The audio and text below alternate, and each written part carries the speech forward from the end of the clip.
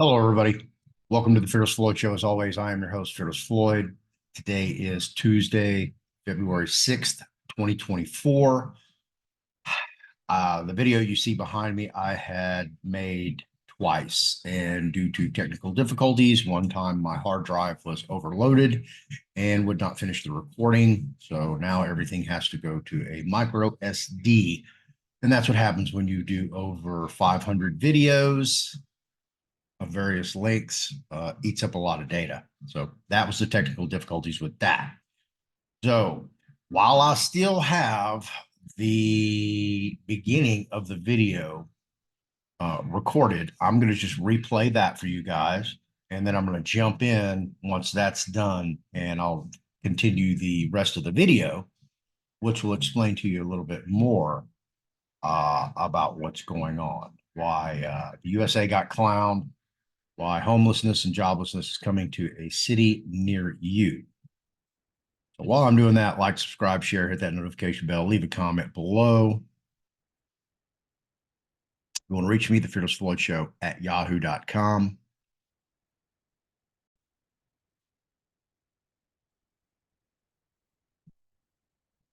FearlessFloydShow.com is my website.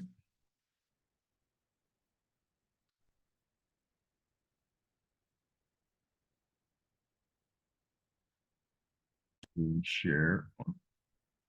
Why is it doing that? So, I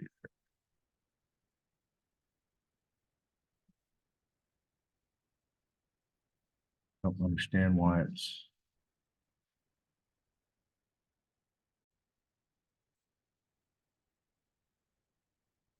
Now, let me make sure everything's set right.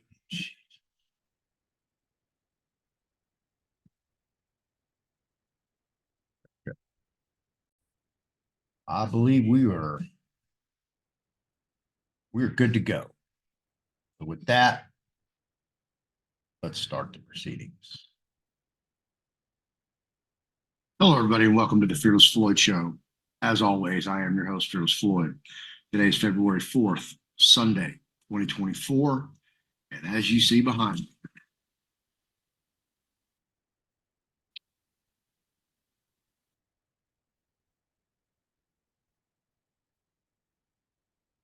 you're getting clowned. And what I'm going to do is I'm going to give you a historical perspective from my own experience of what this really looks like. Because I live in Houston, Texas. I live in a border state. Of course. So I have felt the repercussions of illegal immigration my entire life. For those of you who don't know, my father was born in Laredo, Texas. I have family all in the valley, everywhere, probably in every little city, this side and the other side of the border. Absolutely. Just go look up my great aunt, Jovita Idar. That's Jovita Idar. I'll tell you everything you need to know about my connection with the Texas-Mexico border and immigration. Holler at you. So this is something that I can tell you from experience and what it looks like here in Houston, Texas, how it has evolved, okay? Because, and look, by no means am I a racist, but I'm just going to use the proper terminology and language so you guys understand. Wetbacks. Remember? They're all wetbacks. Came across the border illegal. They were a wetback. And they were here for one reason, to work, to go work in the fields. And generally, the majority of them were Mexicans. What has been coming across the border from, I would say, probably the 90s, Central American Indians. All the ones from Central America, El Salvador, Guatemala, Costa Rica, Honduras, Nicaragua, so on and so forth. All of them. Not so much from Costa Rica. I don't think I've ever met a Costa Rican here. I've met everything else. So there's a difference between Mexicans and Central American Indians, okay? Because the Mexicans were invaded by the Spaniards. So the Spaniards bred into the Mexicans. So the Mexicans, you'll see sometimes a 6'5" Mexican. You're not going to see a 6'5" Central American Indian. It's just not in their genes. It's just not who they are. All right. So it's going to bring me to my point. So you'll see this historically when I show you this, because all this is my own experience, my own proof.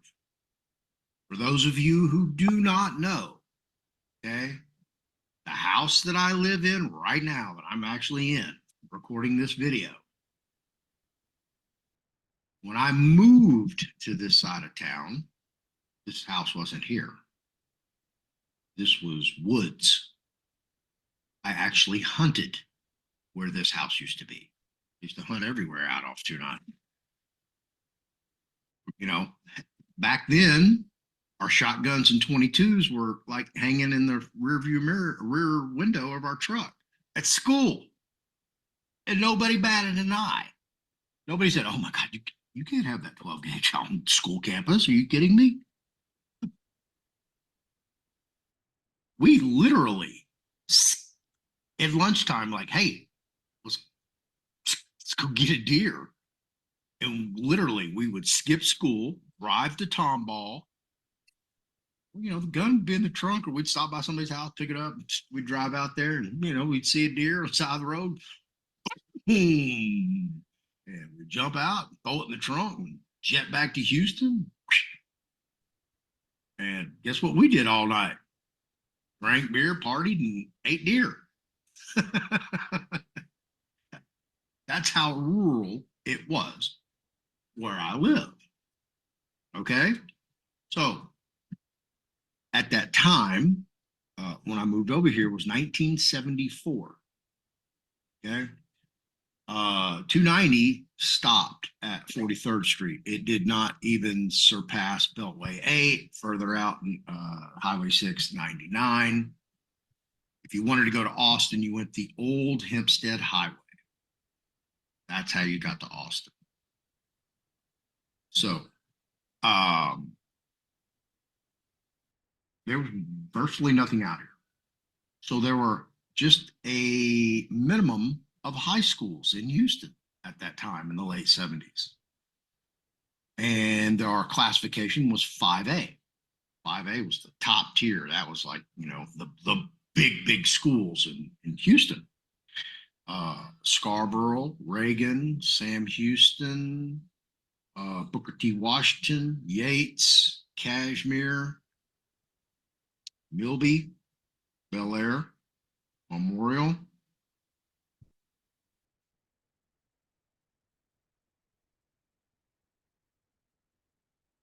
You had Stratford, but that was in a different district. That wasn't in Houston.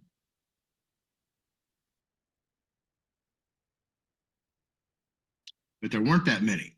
And just in 5A, I think we had maybe 8 schools.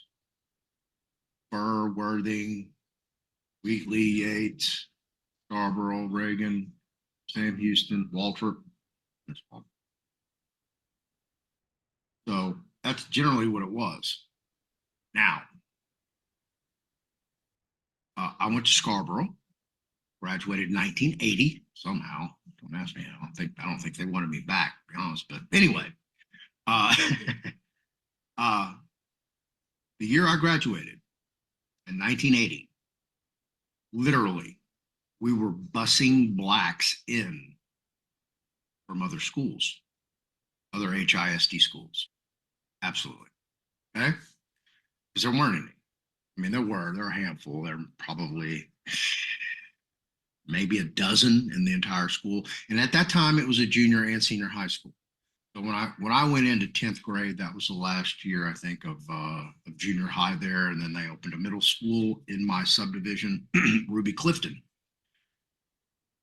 So um, I can also give you the demographics because the year Scarborough opened, my dad was teaching there. That was in the late 60s. And my dad taught there all the way to the early 90s. So I have a little deep insight into the demographics of Scarborough High School and what has happened to the area for Scarborough's district. Okay, because it used to be suburban, middle class whites, pretty much. It's not that way anymore. It's just not. Why? There's this thing called illegal immigration. Okay, there's two reasons for it. One is Martin Luther King, and the other is illegal immigration. Martin Luther King told everybody, hey, man, y'all go have babies. And hey, y'all been making babies ever since. Y'all been making too many babies. Because look, if you're going to have a baby, raise your baby right to be a productive member of society. Don't just have a baby to have a baby to go get government benefits. You know, that's just ludicrous. I really didn't even want to have a child.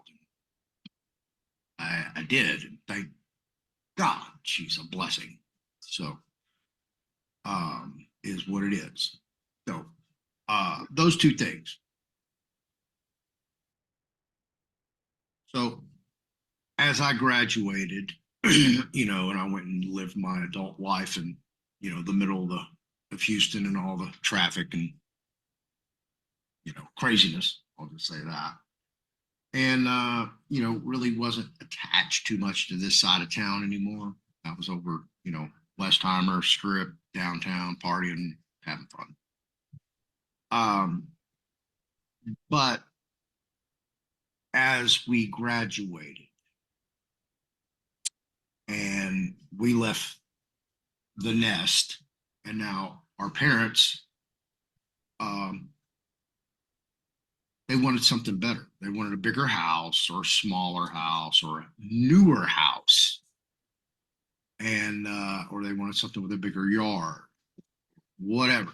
Anyway, they started renting out their houses here in this neighborhood and moving. They moved to Katy, Sugarland, Richmond Rosenberg, Cypress, Tomball, Kingwood, Woodlands, Conroe, all these suburbs outside of the Houston city limits. So they're no longer Houstonians. Don't even get to vote. Why Houston's a Democrat sanctuary city. Well, it's not a sanctuary city, but you know, we'll get into that in a minute. So my point being is what we have experienced here in Houston, Texas, is coming to a town near you. And I'm going to show you what that looks like because we already know in New York, what are they doing in New York schools? They've already pushed all the students out and put in the illegal immigrants, right? You see what's happening? Your jobs are next. You're a plumber, electrician, flooring, framer, sheetrocker, drywall, latherer. I mean, you want me to continue to go through the trades? Your job's in jeopardy. Your livelihood, your yearly income is getting ready to decrease. If you're in construction, your income is going to decrease. If you have a construction company, your income is going to decrease unless you use illegal aliens. How do I know that? Because it's here. It's in Houston, Texas. This is what we have been dealing with for decades, folks. Decades. all you people up there up north in all these sanctuary cities, man, y'all are just now getting like a small taste of it. And you know what? The ones you're getting, they're getting all the benefits, the privileges. They got money, they got debit cards, they got the ones we get, they come here with nothing, in debt. They didn't get any support from the United Nations or from the United States of America via some type of grant to some freaking foreign country in Central America or Mexico, whatever, that the Biden administration has been doing. Yes, making sure. That's why when you see pictures of all these illegal immigrants, man, they got nice clean tennis shoes, they got nice clothes, they got nice backpacks. I mean, these people have been traveling for hundreds of miles. Where are they sleeping? I mean, you would have to think they're, sleeping on the side of the road. There's so many of them. But they get there and they look like, they just walked out of, the Days Inn hotel. Right? The insanity of all this. This is literally a coup. Okay? It's a coup to take over America. And you're sitting on your ass watching it happen. And when it all happens and the shit hits the fan and you're like going, what happened? Where'd they come from? Why didn't somebody stop them? Yeah, right. Why didn't they? See, they used to have some that actually did slip through Border Patrol. Oh, damn, I hate yeah, my brother. Happens. Coyotes. We used to, law enforcement run right down, especially these tractor trailers full of illegal immigrants, parked in the hot Texas sun, where it gets 140, 155 degrees inside there at least. No water, no facilities for hygiene. Hey, imagine traveling hundreds of miles like that. Now, oh, hang on. Let's put you on a bus. We'll take you to the airport. We'll fly you to New York, and then we'll get you another bus. And we'll take you to a 4-star hotel, and then we'll put you up, and we'll give you a $5,000 debit card. And if you need any health care, if you need a sex change, we'll fly you to California so you can get a free sex change if you're an illegal immigrant. But if you're an American citizen, whatever U.S. citizen or U.S. national, and you want a sex change and you fly to California, I guess you're just the wrong flavor because you're not getting a free sex change.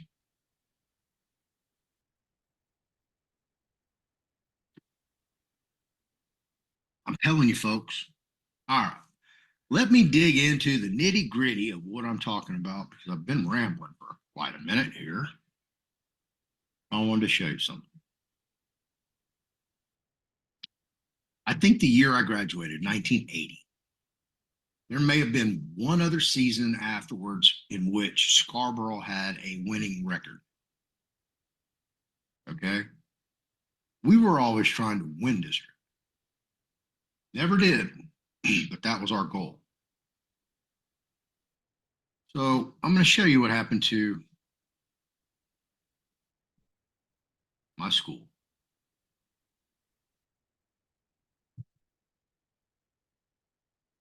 All right. Scarborough High School. Here you go. Scarborough High School football team has lost 45 games in a row in a streak stretching back to September of 2009.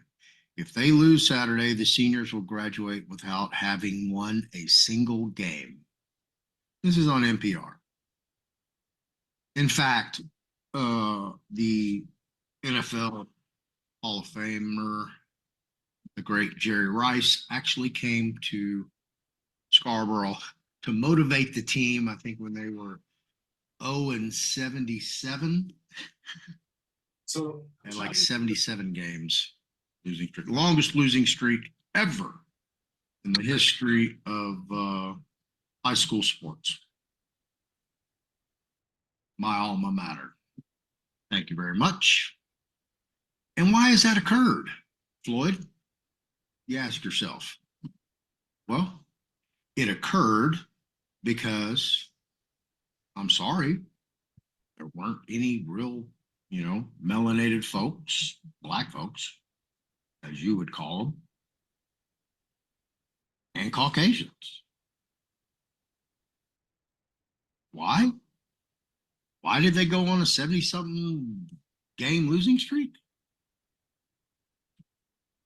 Because they were full of Central American Indians.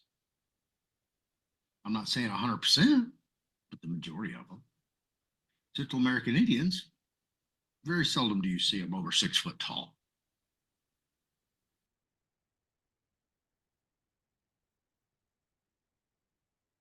Central American Indian. Thank you. About 2 times to the store. 2 times? That's not very long. Well, it's probably needs a full charge. Anyway.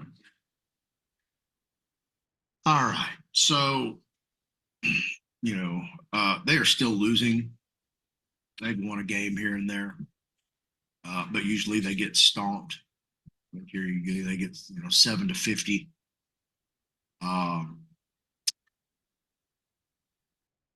Scarborough Spartans. Texas losing his high school football team terminal. And that's because this area is now predominantly Central American Indians, and the overflow of the blacks, melanated folks from Acres Homes who grew up there. That's where their parents or their mom and dad or mom, whatever. They don't like moving far from home. So they assimilated in the apartments in this area. Okay. All the whites left. They're gone. This is pretty much, you would call a ghetto or a barrio. In fact, there are no tanning salons within 10 miles in any direction.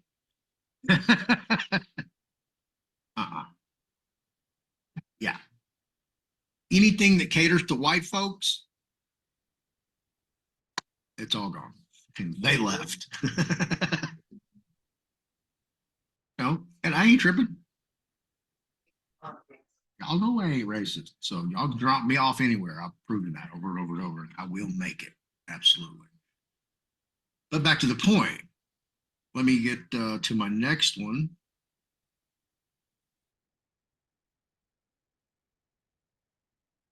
And this will show you, pretty much. All right. I went and asked for the demographics.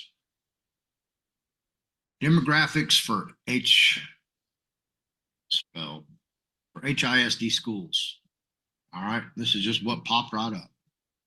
But it was the magnet system which initially forced students onto buses to break racial barriers that prompted thousands of white families to abandon HISD for private schools or suburban districts in the 1970s. HISD demographics rapidly shifted to the present day composition of 60% Hispanic and 30% Black. And it's 10% other, which includes Asians and whites. And then, of course, Native Americans and whatever else you have in that mixture. But there you go, 60% Hispanic.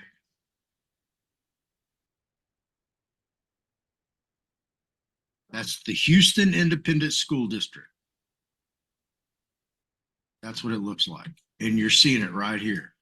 White families to abandon HISD for private schools or suburban districts in the 1970s. This is what I tell you, folks. I've lived this. I'm living it. I am breathing it to you, okay? Because it's coming to you, and I'm going to show you why you should be freaking terrified of what's coming, of what your government in your locale is allowing to happen. Everything of your livelihood is at stake. I can only make it that clear. I can't make it any clearer.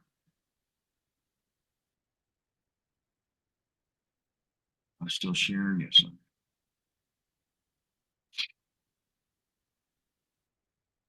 But I wanted to show you this, that I'm just not making shit up. Why is it this? Illegal immigration. Why is this way? I told you, Martin Luther King. I just go by the facts. Wide enrollment inches up in HISD. I didn't even look at this. After decades of free fall, Houston ISD's white enrollment is inching upward, suggesting that more families with resources to choose are selecting Houston public schools. Well, it's not really that. It's some of these areas that are being redeveloped here in Houston, like East Downtown. Okay, I was just over there yesterday. What they are doing is throwing up these 3- and 4-story, I can't call them houses. They look like townhouse, condo, and they're just sandwiched together. And what used to have an old shotgun shack and what looked like maybe a yard, now they'll throw 3 or 4, 5, 6 of these things up on that little lot, coming to a city near you. Okay, so what they're doing is they're taking these generally mixed zoning, which means you can have a house next to a commercial business, kind of an industrial. East Houston's always been like an industrial part of Houston because of the port and the refineries and everything that goes on down there. So it's always been that way. But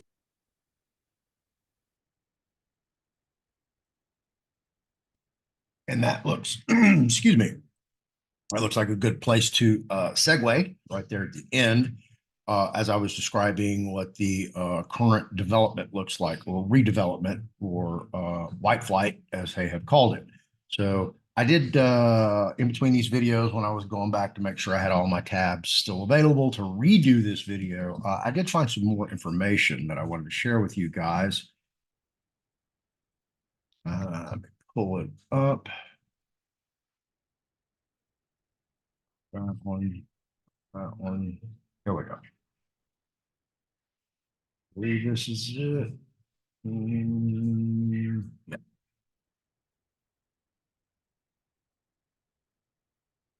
All right, you can do the same thing I'm doing. You can go over here to Wikipedia and pull this up. Scarborough High School, Texas. George Cameron, TC Scarborough High School. It used to be a junior and senior high school. 4141 Costa Rica, 77092. William Fromain was the original principal at the school. And I told you guys earlier in this video that my dad was there on that day when it opened up. And it relieved Waltrip, which is our rival, which some of you may or may not know that the late, great Patrick Swayze graduated from, as well as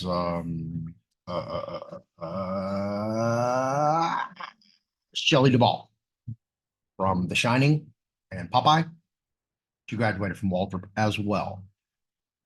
Originally, the plan was for both a junior and senior high school, but it became a high school in 1979 when Clifton Middle School opened in my subdivision of Forest West, which you will see here later in this article. Actually, where Ruby Clifton was just an open field where we used to ride our motorcycles around in a circle and build big dirt ramps where we would jump and do crazy stuff. So anyway, Scarborough was named a 1986-87 Blue Ribbon School. And I'm going to show you how quickly it declined, because about this time, the whites are fleeing. Okay. In 1999, Scarborough had 958 students. It's always been a very, very small school. Even when it was a junior and senior high school, it was still a very small school. Most of the football players, they went both ways. I would say about, half the team went both ways on offense and defense because we just didn't have the personnel. 14 students who previously attended private schools were attending Scarborough in 2007. A Johns Hopkins University study commissioned by the Associated Press cited Scarborough as a second-rate school. So you can see the decline. In 2008, the school had a per student cost of $5,442, 892 students attending. I don't know what that means in analytics. In 2014, the district scheduled the elimination of Scarborough Architecture Program, whatever. Here's where it serves, right here, Forest West. That's where I grew up. Langwood 3 is just right over across the street from me. I am currently in Jersey Village School District. All right, here's the student body. The enrolled student body, which totaled 869 during the 2006-2007 school year, is mostly Hispanic. It is 58% Hispanic American, 29% African American, 12% white, 1% Asian, 1%, less than 1% Native American. All right, I want you to remember this. And I want you to look, 12% white. Okay. Dress codes, uniforms, theater pattern. I went to Catherine Smith for a year and a month when I moved over on this side of town. Here's our notable alumni, and this would be Dwayne Bohack. He is a former Texas House of Representative. I graduated with his sister, Sherry. His older brother, Greg, graduated a year before me in 1979. Sherry played, we all played together at Candlelight Little League, softball, baseball, and football. And next is the illustrious, world-renowned, best drummer in the world in my eyes, now that Neil Peart has passed away. Bobby Brock, or Bob Brock, as we fondly knew him. And his stage name is Bobby Rock, because it doesn't mention it here, but he, the first band he joined, professional band, was Vinnie Vincent's Invasion, who at the time had just left Kiss as their lead guitarist. And Vinnie was from New York, and he talked so fast that Bob Brock became Bobby Rock. And that's how Bob got that name. Bob is, of course, a friend of mine. We played Little League Baseball together, grew up in Forest West together. His older sister, Pam, again, a year older than I am. And then next, we have the probably second greatest drummer in the world, Blas Elias. Graduated in 86. He was the original drummer for Slaughter, the Blue Man Group, and now drums for the Trans-Siberian Orchestra. Absolutely. And then next we have this guy right here, Marty Freilich. I believe Marty graduated in, I want to say 76. Marty was a long distance runner. He was coached by the late Ted Williams, who I've known all my life, and his late wife. And Ted coached Marty and took Marty to the World Championships, which Marty won. After he left Scarborough, Marty went to Rice University and ran at Rice. So those are probably the four, I guess, most famous from Scarborough in hindsight. I can't think of anybody additional that would be beyond these four. Me, but I'm nobody. I'm more infamous than famous. So I'm obviously not a notable alumni. I guess I could add it, but anyway, doesn't matter. But I just want to give you the demographics on Scarborough, and mainly I want you to look at this right here, okay? Because now I'm going to show you something that's, going to freaking blow your mind. This is the 1978 Scarborough High School yearbook, okay? And if you don't believe me, here, front, I don't have mine. This was the silver screen. They were doing like motion pictures was the theme, as you see these famous actors, Marilyn Monroe, W.C. Fields, Humphrey Bogart, Paul Newman. The yearbook was called the Orion. And say the silver screen was, again, sight, camera, action, dedicated to Margaret Ballard. Miss Ballard lived in Forest West. She was one of my dad's co-workers because my dad taught at this school as well. And I'll get to him. He's way back in the back in the teacher section. But I want to get to some of the pictures. All right. Let's see, that's Jimmy Hope. Diane Jones, I didn't know her. That's Kelly Hoffert. She grew up across the street from me. That's Tim Croon. I played football with him. That's Garcia. He lived in Forest Pines, next subdivision over. And but again, okay. And Garcia, I want to say Ralph. They're Mexican Americans. They've been generational here. Matter of fact, the Garcias live in Forest West with me. I'm not, saying that's a bad thing or anything like that. Okay, here's the cheerleader page. Oh, it won't let me.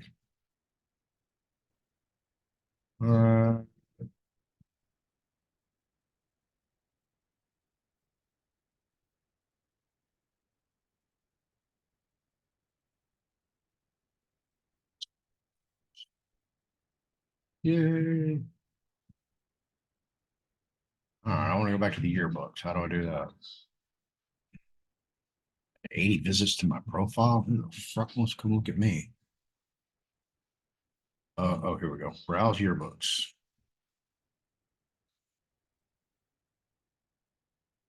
All right.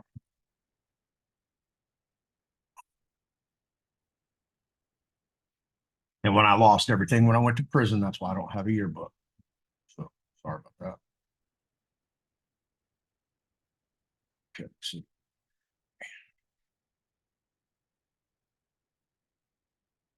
All right, here you go. There's your most handsome. There's your most beautiful. There's the runner-ups.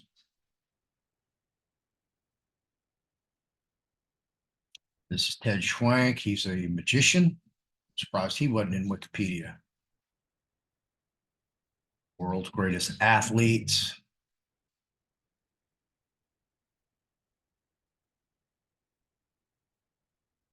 Ted, there's Ted again. These are the Sundowners, which are the drill team, kind of like the high kickers. And then Valentine's Day, they have this little thing they go around and sing to everybody. You pay them to go do like You Are My Sunshine. This is actually the Texas Prison Rodeo, which I'm sure I attended because my dad was the sponsor of the Corral Club. And so he was there. I was probably there. And you got to remember 78, so I'm a sophomore. All right, this is that's Delia Ramos. I don't remember her name. There's a Kelly that lived across the street from me again. Gina, I don't remember her last name. Renee Cannon, can't remember her name. Sorry, been like 50 years since I had to remember these people's names and faces. I believe she was a bus in.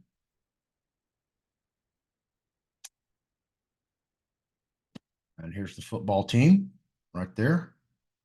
And what you don't see, right, is a whole bunch of black faces. Do you? Not going to see me. That's Thomas Carey, my classmate. That's David Menchaca right there.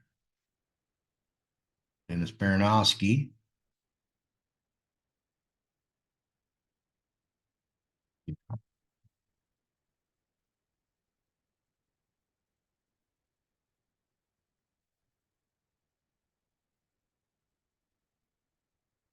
Let's see. I mean, we weren't bad. These are the teams that we played. Jersey Village wasn't in our district, but they're right down the road from us. That's why. Kashmir, Booker T. Washington. Okay, Kashmir, that's an all-black school. Booker T. Washington, all-black school. Reagan was Hispanic, blacks and whites. Walter was Yeah, mostly whites. This is junior varsity, which I'm in there somewhere, somewhere in that misfit crew.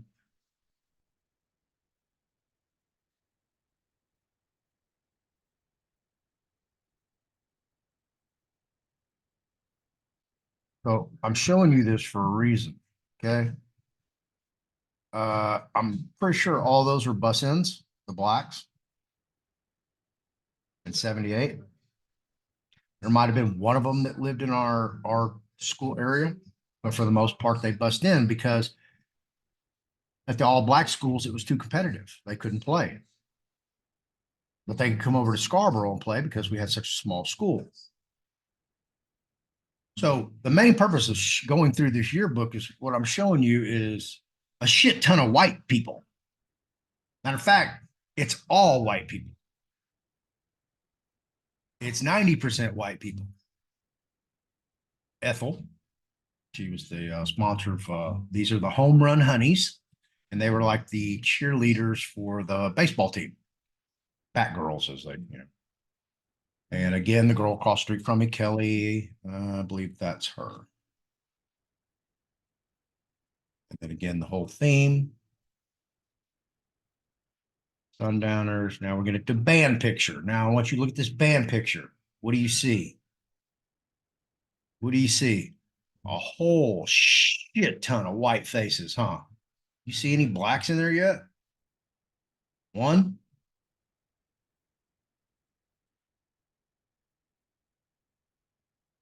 One black in the band. One black. There you go.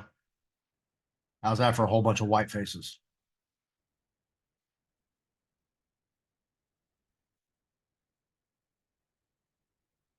All right.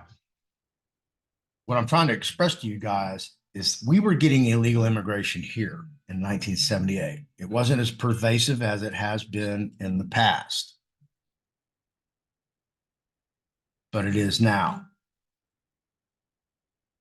So you're saying 78, okay, it's not, it's 2024, Floyd. That was, 50 years ago, 40 years ago. Well, okay, it flipped. It took it about 15 years for this to take effect, for all the whites to move out of this area and flee.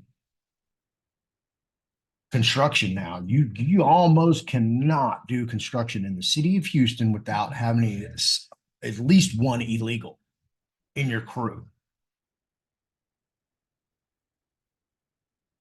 They work for less money than the white folks. Blacks don't want to work. I'm sorry. I'm going to call a spade because I tell the truth. I can take you out on a tour right here, and you're going to see these illegal immigrants. They're standing on the corners with something in their hand to sell, whether it's flowers, a trinket, whatever. They're hustling. And you go to the store and there's a black holding a sign or begging for money. It is what it is.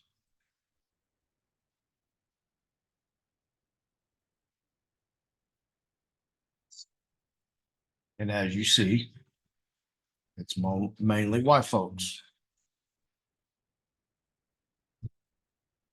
There's a senior class. Boom. Here's the senior class. Glance through there. Let me know when y'all see some Hispanics and some blacks.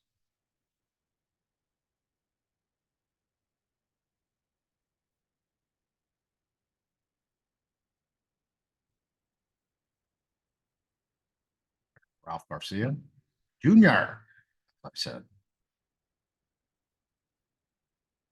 There's one. Raleigh Harris. Sure he was probably a bus in.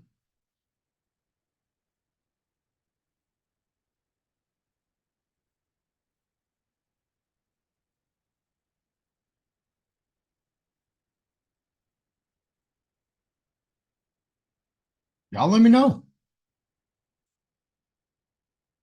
What was the percentage it is now?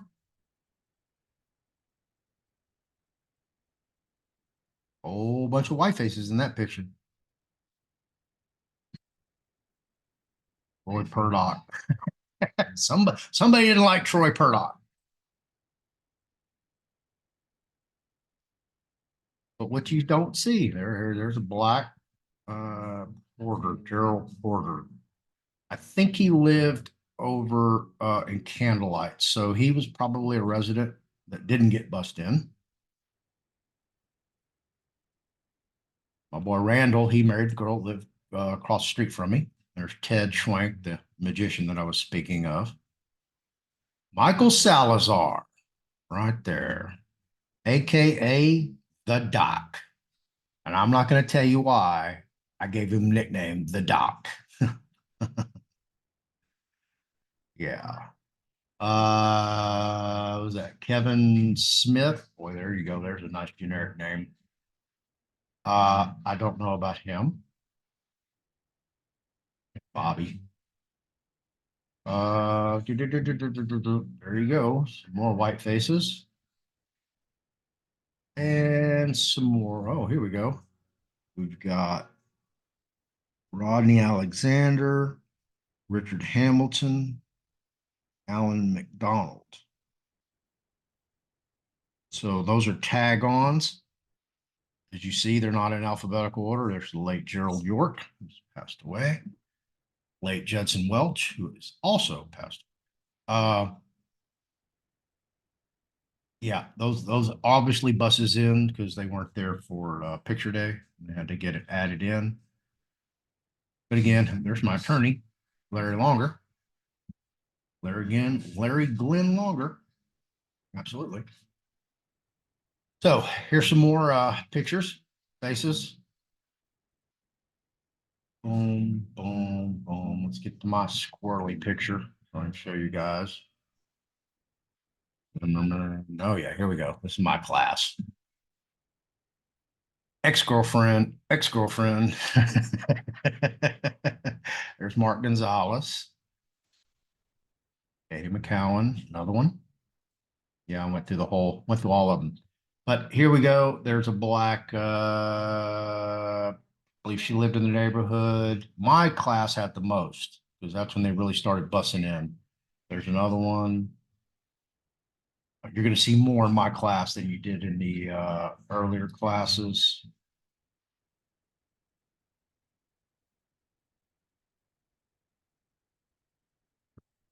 High Road is. Here's one. Uh, that's I think Larry Ng. So he's Chinese. He's passed away. Yeah, shows you my age, huh? You get to my age, a little different. It looks like Tyrone Morgan had not bust over here yet to play football. I think it was the next year. Here's another one. That is my boy Kevin.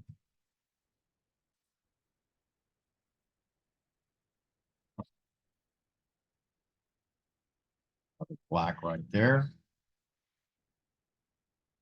See there, Jody Template. There's my squirrely ass right there. Under Kathy Stacy next to Jody. So that's and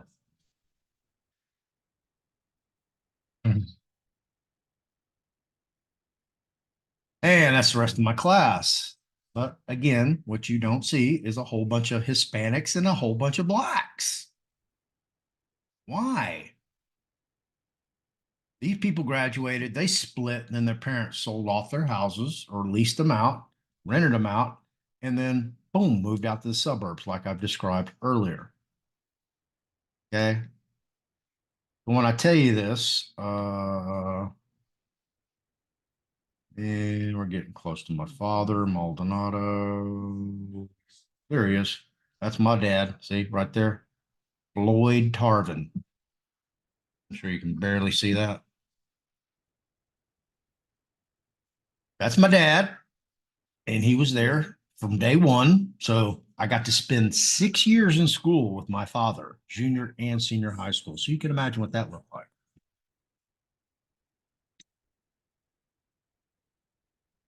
Yeah, here, they even have a custodial staff. Now look at the custodial staff,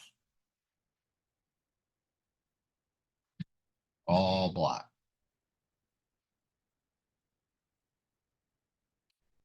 teachers.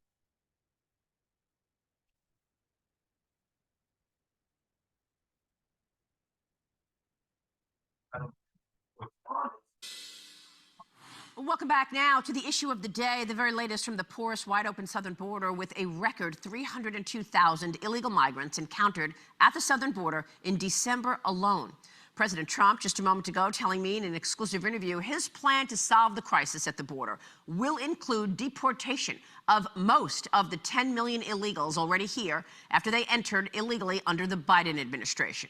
Joining me right now with a reaction is the governor of Texas, Greg Abbott. Governor, thanks very much for joining us this morning. Your reaction to what you heard from President Trump. Listen, the president outlined his two top priorities, which are the top priorities across the United States. One is to crack down on illegal immigration, and this is more than rhetoric on his part. He has a proven record about what he did when he was president. Remember, when he was president, he implemented 4 policies that led to the lowest illegal border crossings in 40 years. And the second thing he talked about was drilling for more energy. This is important because it connects to the economy in the United States of America and Bidenomics inflation. First, America can and should be energy independent. Second, most importantly, what Joe Biden is doing by his policies, he's trying to destroy the jobs of hardworking men and women in the energy sector who depend upon producing energy for a paycheck. And also, because of Joe Biden's policies, it's leading to an increase in the price of the pump that Americans are so angry about. So President Trump is honing in on the top 2 issues affecting Americans. Yeah, and they affect Texas first before the rest of the country, right? I mean, look, just the other day, last week, President Biden canceled all of those LNG contracts. He wants to look at the way the federal government approaches those contracts. What kind of an impact is that having on Texas? Well, it's going to be extraordinary. Texas is a leading LNG exporter, for one, but for another, countries across the globe count on us for energy, ranging from the European region, that if they don't get our LNG, they may have to once again rely upon Russia for their natural gas supplies. Also, there's other countries like India and other countries across the globe where if they do not get our LNG, they may have to revert back to using coal, which obviously provides more air pollution than natural gas does. And so I got to tell you, the decision by Joe Biden literally makes no sense whatsoever. It harms the people that he's trying to connect with, but also it harms jobs in the United States of America and hinders our energy independence. Well, also questionable is the decision to allow 8 to 10 million illegals from across the world into America. And then give them court dates 10 years later. Want to get your take on the assessment at the border today. You know, you've got a border trip coming up. You are hosting several governors from across the country at the southern border today, correct? Can you tell us about it? Sure, that's correct. Maria, more than half of the governors are now joined together in support of a very important proposition, and that is we are guaranteed by the United States Constitution the right of self-defense if states face imminent harm or invasion. Texas obviously is facing both an imminent harm as well as an invasion. And so these governors are rallying around Texas to support our ongoing right to self-defense and the deployment of this razor wire that has led to a massive reduction in inflow. Maria, get this. The area where we have occupied this park in Eagle Pass, Texas, that we put up the razor wire, there used to be 3,000 or 4,000 people crossing that area a day. For the past 3 days, we've averaged just 3 people crossing that area. The point is, if we put up resistance, we show that we can secure the border. Joe Biden should not be stopping that. Yeah, let me get your take on what's going on in New York. We understand now New York is going to be spending $53 million to come up with prepaid credit cards for the illegal migrants. What do you think's behind this? Why do they need prepaid credit cards? It sounds like insanity is behind it, because it really is offensive. It may be the most reprehensible thing that I've seen take place over the past 48 hours when you see police officers in New York City being beaten by illegal immigrants in this country who should not be in the country in the first place. And then after they engage in this crime against a law enforcement officer, they are let loose back out onto the streets. What's going on in New York is outrageous, and Americans across the entire country are angry, not just about what's going on in New York, but the underlying cause for it, which is Joe Biden's open border policies. And why do you think Joe Biden has this open border policy? What is your thinking in terms of why he continues to do this? In the last 2 weeks, the president said he's known that the border is not secure. He's known it for 10 years, he said. He says he doesn't have the power, even though on day one he walked into the Oval Office and reversed all of President Trump's security at the border. Yeah, so you make a very important point, and that is, you know, Biden says he needs Congress to give him the power to do whatever he needs to do to secure the border. The fact is, as we all saw from what President Trump did, the President of the United States has the power. I must emphasize this. There is an obligation, there are laws in the United States that require the President to deny illegal entry of any illegal immigrant. And then if they do get into the United States, he has a legal obligation to detain those illegal immigrants. Joe Biden is failing at both of those duties, and that's exactly what gives Texas the authority to make sure that we can step up and secure our own border and protect our own state through self-defense. Governor, we'll be watching your efforts to secure the border in Texas and for America. We so appreciate your time this morning. Thank you, sir. Thank you, Maria. I'm Steve Ducey. I'm Brian Kilmeade.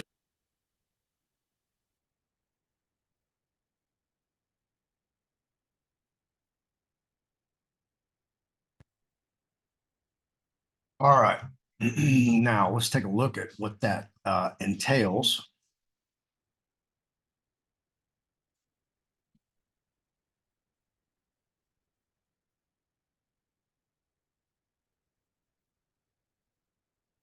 New York City, Los Angeles, Chicago, Philadelphia, San Diego, San Jose, Columbus, San Francisco, Seattle, Denver. All right. Well, I want to point out, New York City, boom. That is union capital. Los Angeles, definitely a union city. Chicago, union city. Philadelphia, union city. San Diego, I don't know too much about San Diego or San Jose. Columbus, Ohio, definitely union. San Francisco, probably union. Seattle, same thing. Denver, probably the same thing. I don't know. I think Denver's a right to work state. All right. Here's a map. Again, I'll show you this map. Here's the legend. Green means it's the entire state's a sanctuary state. Red means it's a sanctuary city. Yellow is a sanctuary county. All right. This is what it looks like. All these union jobs, if you're in the trades, they're coming for you. They're coming for your jobs. And then you're going to lose income. You're not going to be able to afford where you live because you had this high lifestyle, thought this thing was going to run forever, but you got invaded. So you're eventually going to start losing your houses because you don't have the money anymore. You become jobless. It's like a friend of mine, Northwest Lawnmower, been there since I was a child, since I moved over here. He just recently shut down because there's no demand for repairing lawnmowers anymore. Why? Because the landscaping business has been taken over by illegals, or it's these landscape companies that hire illegals. And they're not on the books. They're being paid under the table. Absolutely. Every dollar counts. So they fix their own equipment. They don't take it to Northwest Lawnmower Repair. So he's out of business. Family-owned business, serving the community, gone. And that's what's going to happen. That's what it looks like. I'm experiencing it. It's coming to your neighborhood. And if you don't get out and vote and put the right people in elected positions who have integrity, who are not going to be corrupted or influenced by the political parties through bribery and corruption, it's the only way it's going to change. It has to be we, the people. You've got a problem with your elected official then go run, challenge them, make them do the right thing. That's the only way we are going to change this world. It's we, the people. Okay. We can have a political figurehead, but unless we demand change, if we enact change, nothing's going to change. Or if it does change, it's going to change for not our betterment. Because we got all the illegals, okay, that didn't get any benefits, didn't get any privileges, had no money. You're getting them. Everything's free. Everything's free. You can assault cops, free. Just go in there and walk out of jail. Not going to be any consequences until there's a public outcry. If that would not have been on video and posted on social media, you would have never heard a word about it. Not a word. The only reason you heard about it is because of public pressure. That's it. It's the only way they're going to do anything. Public pressure. It's we the people, folks. Don't expect Donald Trump to come riding in on a big white stallion and just magically wave his sword and save the day. Because that ain't happening. So I'm giving fair warning. I'm predicting the future. Unless every single illegal immigrant and their illegal anchor babies, okay, because that's what they do. They come over here and they drop babies left and frickin' right. How do I know? I go to Joe V's Smart Shop, which is a low-income grocery store chain affiliated with Howard E. Butt's grocery store chain, which is right down the street. I don't have any HEBs around here. I don't have Randall's, Safeway, Wine Gardens, Kroger. They all fled. Everything here is low income. Food town, food land, all the little Mexican marketplaces. Yeah, I don't have a big, I got to drive a hot minute to go to a real grocery store with real food instead of just, a more of a bulk selection from a limited supply. It's coming to you, folks. So when I'm predicting the future, all I'm doing is just telling you my experience that it's coming to your town.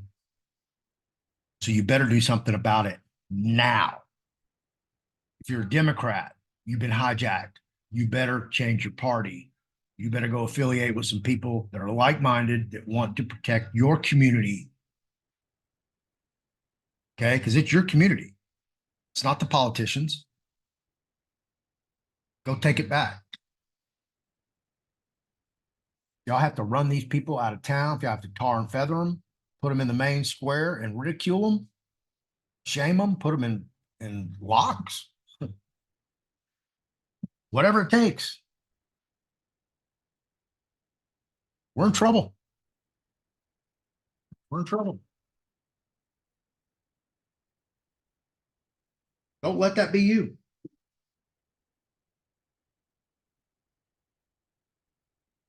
I hope you enjoyed this video. I hope I taught you something. Like, subscribe, share, hit the notification bell, leave a comment below, ask me a question. You can always reach me at the Fearless Floyd Show at yahoo.com. I am the Fearless Floyd Show across every social media platform. For the thefearlessfloydshow.com is my website. Still have Ann LeFlore's On Trust books always available. Classes always available. Other merchandise always available. Come hit me up. Jesse and I are writing the book, so we're going to have that available. I don't know when. We're trying to work on it every day to get it finished. We're upward somewhere past 200 pages. I still need to get with James C. Lovett, who's going to write the passport chapter or chapters, and get that developed. And we may have one other author who's going to put some input in on their additional process that they have perfected into the book. So y'all guys stay tuned, man. Thank you for being here. I appreciate each and every one of you. I'm going to shoot another video. Oh yeah. Can't wait to get into that one. So peace in the Middle East. If you haven't searched and found my Easter eggs yet about when gonna rain. We'll find them. Have a nice day, folks. See you in the next video.